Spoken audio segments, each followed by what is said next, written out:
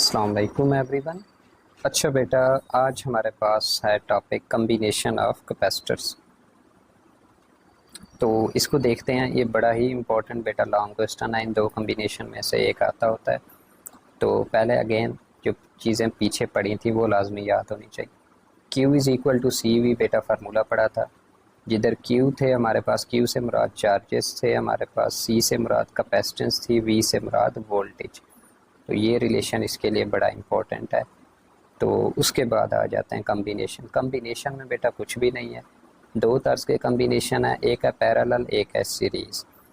तो इसमें जो मुश्किल चीज़ है बच्चों के लिए वो डायग्राम बेटा बनाना लाजमी होती है।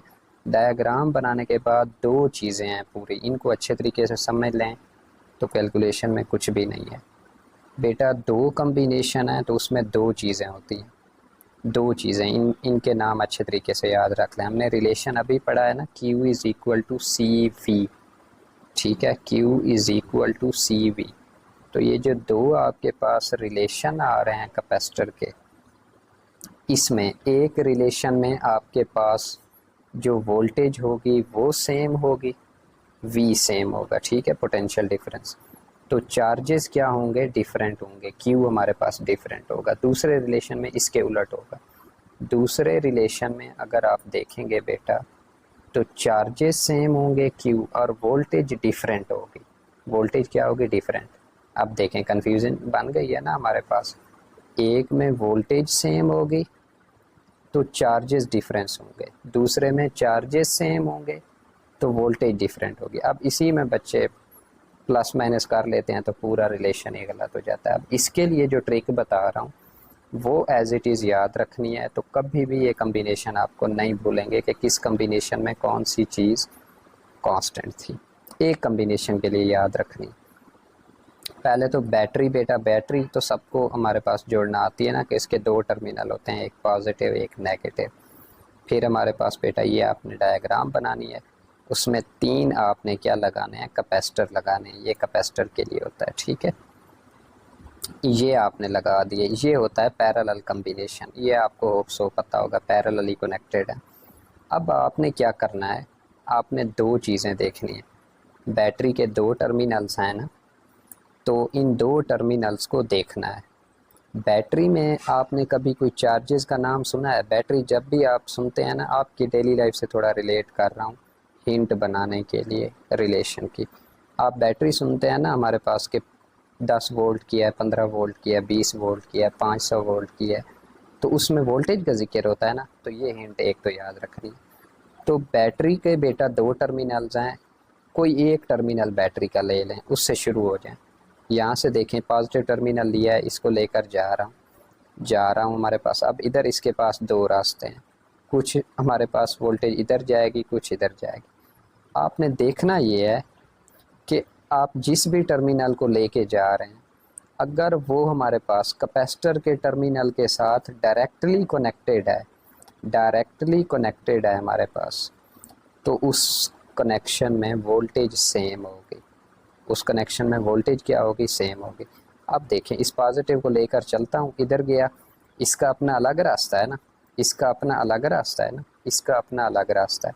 तो इसका मतलब सबके साथ ये जो टर्मिनल है पॉजिटिव वाला डायरेक्टली कनेक्टेड है, इसके साथ भी डायरेक्टली कनेक्टेड है, इसके साथ भी डायरेक्टली कनेक्टेड है, इसके साथ भी डायरेक्टली कनेक्टेड है। तो इसका मतलब इस रिलेशन में ये पैरेलल है, वोल्टेज सेम रहेगी। तो अब यही हिंट अप्लाई करें, फिर मैं ये चीज़ नहीं बताऊंगा, बस डायरेक्ट कैलकुलेशन की तरफ ले आऊँगा। अब यही चीज़ ले आए सीरीज़ कम्बिनेशन। ये होता है बेटा सीरीज़ का मतलब एक ही लाइन में लगाना, ये कम्बिनेशन। अब इसमें पॉजिटिव टर्मिनल को लें, तीन कैपेसिटर है ना आपके पास, पॉजिटिव टर्मिनल को ले आया, इस कैपेसिटर के साथ तो डायरेक्टली कनेक्टेड है ये वाला टर्मिनल, लेकिन क्या इसके साथ डायरेक्टली कनेक्टेड है? नहीं, पहले इसमें से गुजरेगा ना, फिर इस तक पहुंचेगा। इसका मतलब भाई इसके साथ डायरेक्टली कनेक्टेड नहीं है ये वाला हमारे पास टर्मिनल, और फिर इसके साथ क्या डायरेक्टली कनेक्टेड है? नहीं, बिल्कुल भी नहीं। तो इसका मतलब अगर टर्मिनल डायरेक्टली कनेक्टेड नहीं है तो वोल्टेज सेम नहीं रहेगी। तो चीज़ें तो दो हैं, एक सेम रहेगी एक नहीं रहेगी। तो जब आपको कॉम्बिनेशन में ये पता चल गया कि इसमें वोल्टेज सेम नहीं है, तो सेम क्या होगी, चार्जेस। जब एक में आपको ये पता चल गया कि वोल्टेज सेम है तो डिफरेंस क्या होगी, चार्जेस हमारे पास। तो ये चीज़ है।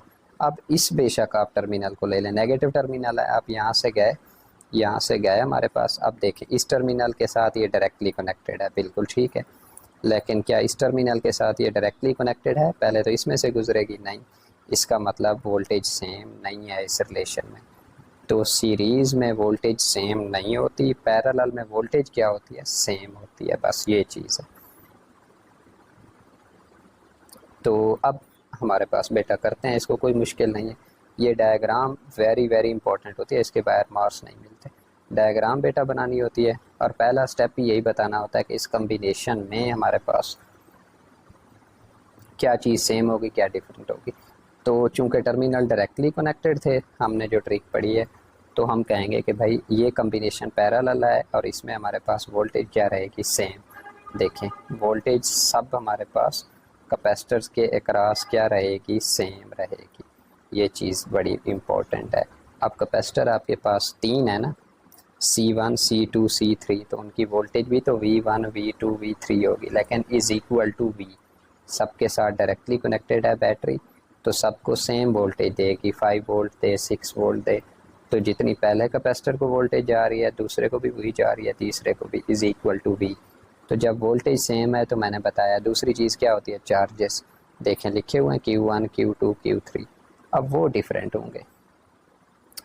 तो charge developed across the plates of each capacitor will be different. तो जो डिफरेंट वाली चीज़ होगी, इक्वेशन आपने वही लिखनी है। अब इस केस में चार्जेस डिफरेंट है ना, तो Q is equal to Q1 plus Q2 plus Q3। अब कल हमने पढ़ा था ये रिलेशन, Q किस चीज़ के इक्वल होता है, CV के। अब आप कहेंगे ये हमें कैसे याद आएगा कि Q की जगह पे CV पुट करना है। रिलेशन तो आपको पता याद रखना है ना हमारे पास CV का, लेकिन अब ये देखें हेडिंग क्या है, कैपेसिटर्स इन पैरेलल कॉम्बिनेशन। आपको भाई फाइंड आउट करनी है कैपेसिटेंस। तो क्या इस फार्मूले में कहीं पर C है, कैपेसिटेंस है, तो वो कहाँ से आएगी, जब Q की जगह पे वो पुट करूँगा CV हमारे पास। तो देखें इधर Q ही हमारे पास रहने देंगे, वो क्यों रहने दिया उसका बताता हूँ। इस साइड पे आपने सारा पुट कर देना है। आप पहले ऐसे करें, थोड़ा सा स्टेप को बढ़ा दें। Q1 की जगह पे पुट करेंगे C1 V1 plus C2 V2 plus C3 V3। फिर उसके नीचे आप एक लाइन अगेन लिखें कि चूँकि कम्बिनेशन हमारे पास क्या है, पैरेलल है, तो वोल्टेज सारे कैपेसिटर के अक्रॉस क्या होगी, सेम होगी, V के इक्वल होगी। तो फिर आप अगले स्टेप में ये इक्वेशन लिखें तो ज़्यादा बेटर होगा, क्योंकि ये इंपॉर्टेंट लॉन्ग है, थोड़ा सा बढ़ाएं। अब आपको पता है बेटा वोल्टेज हमारे पास क्या है, वोल्टेज क्या है, सेम है, तो कॉमन ले सकता हूँ तीनों में से V कॉमन ले लें तो क्या बचेगा, C1 plus C2 plus C3। तो ये V जो कॉमन लिया है आपने, देखें कितने स्टेप बढ़ रहे हैं। वो पहले इधर मल्टीप्लाई हो रहा है, उधर जाके क्या हो जाएगा, डिवाइड, तो वो Q ओवर V बन जाएगा। तो अब यहाँ से देखें हमने तो कैपेसिटेंस निकालनी थी ना, तो अब टोटल कैपेसिटेंस आपके पास आ जाएगी, जिसे हम कहते हैं इक्विवेलेंट कैपेसिटेंस। तो C equivalent Q over V किस चीज़ के इक्वल बन जाएगा, C के। कैसे आया, Q is equal to CV, उसी रिलेशन से आया। तो Q ओवर V आपके पास किस चीज़ के इक्वल बन जाएगा, कैपेसिटेंस के, और वो टोटल होगी तो उसे कहते हैं C equivalent is equal to C1 plus C2 plus C3। तो ये रिलेशन में आपको बेटर डेराइव करना होता है। तो उसके बाद आपको लिखना होता है, ये बड़ी ही इंपॉर्टेंट चीज़ है, कहता है the equivalent capacitance of a parallel combination of capacitor is greater than any of the individual capacitance हमारे पास। तो ये जो इंडिविजुअल्स हैं ना C1 के, अब आप ये कॉमन सेंस की बात, अगर आपको ये रिलेशन याद है तो आपको पता है C इक्विवेलेंट जो आएगी वो इन सबको प्लस करके आएगी ना, तो उसका आंसर ग्रेटर नहीं होगा इंडिविजुअल के। जो C1 है आपका, सिर्फ अगर ये फॉर एग्जांपल 10 फैरेड का है तो आगे तो वैल्यूज़ प्लस होनी है, तो C इक्विवेलेंट क्या होगा, ग्रेटर होगा। तो ये चीज़ लिखी है, ये लाइन बड़ी इंपॉर्टेंट है। तो आगे हमारे पास बेटा सीरीज़ में आ जाते हैं। सेम है, अब टर्मिनल्स का आपको तो बता दिया है, इसमें डायरेक्टली कनेक्टेड नहीं है, तो भाई वोल्टेज तो सेम नहीं है, वोल्टेज डिफरेंट है, तो सेम क्या होंगे, चार्जेस। तो सीरीज़ रिलेशन में बेटा हमारे पास देखें चार्जेस सेम है, Q1 is equal to Q2 is equal to Q3 is equal to Q, और पोटेंशियल डिफरेंस क्या है, वो डिफरेंट है, मुख्तलिफ है हर एक कैपेसिटर में। तो मुख्तलिफ क्या है, v, तो इक्वेशन उसी की बनानी है। मैंने कहा जो चीज़ मुख्तलिफ हो, v is equal to v1 plus v2 plus v3। अब अगेन आपको तो कैपेसिटेंस निकालनी है सीरीज़ रिलेशन में, तो बेटा v की जगह पे क्या पुट करेंगे, अब q is equal to C V, again use कर रहे हैं वही रिलेशन। तो v जब आप बेटा निकालेंगे तो वो आएगा q ओवर c1, क्या आएगा q ओवर c1। लेकिन मैंने क्या बताया, स्टेप बढ़ाने हैं, तो पहले आपने लिखना है q1 over c1 plus q2 over c2 plus q3 over c3। फिर नीचे आपने लाइन लिखनी है कि चूँकि ये सीरीज़ कम्बिनेशन है तो इसमें चार्जेस क्या होंगे, सेम होंगे, q के इक्वल। फिर आप इधर q1 की जगह q2 की जगह q3 की जगह q पुट कर दें। अब q कॉमन ले सकते हैं सारी इक्वेशन में से, हाँ जी ले सकते हैं। तो q कॉमन लिया, इधर बच जाएगा 1 over c1 plus 1 over c2 plus 1 over c3। अब बेटा आपको तो कैपेसिटेंस निकालनी, तो ये q उधर जाके क्या हो जाएगा, डिवाइड। तो v ओवर q अगेन किस चीज़ के इक्वल आ जाएगा, अब ये रिलेशन याद रखना है, ये फिर वहीं से आया, q is equal to C V. अब आप वहाँ से निकालेंगे तो v ओवर q आ जाएगा 1 ओवर c के, किसके आएगा, 1 ओवर c के, c के इक्वल आएगा q ओवर v। तो 1 ओवर c के इक्वल क्या आ जाएगा, इसको उलट कर दें, v ओवर q हमारे पास। तो 1 over c equivalent is equal to 1 over c1 plus 1 over c2 plus 1 over c3 हमारे पास। तो ये चीज़ है, ये हमारे पास बेटा आंसर आ जाएगा किस चीज़ का, सीरीज़ कम्बिनेशन का। ये सीरीज़ की मेन इक्वेशन है ये वाली, बल्कि 1 over c equivalent is equal to 1 over c1 plus 1 over c2 plus 1 over c3। इसको आपने बॉक्स में बंद कर देना है। और नीचे मेरे ख्याल में बुक में वो लाइन होनी तो चाहिए थी, बहरहाल फिर उसके उलट लिख दें उस लाइन के जो हमने पैरेलल में पढ़ी है। ये लाइन लिखना बड़ा इंपॉर्टेंट होता है, होप सो आपके नोट्स में होगी, देखिएगा, या बुक में होगी। तो आप लिखेंगे the equivalent capacitance of a, उधर सीरीज़ कम्बिनेशन था ना, series combination of capacitor is, इधर ग्रेटर देन है तो आपने लेस देन लिख देना है, less than any of the individual capacitance.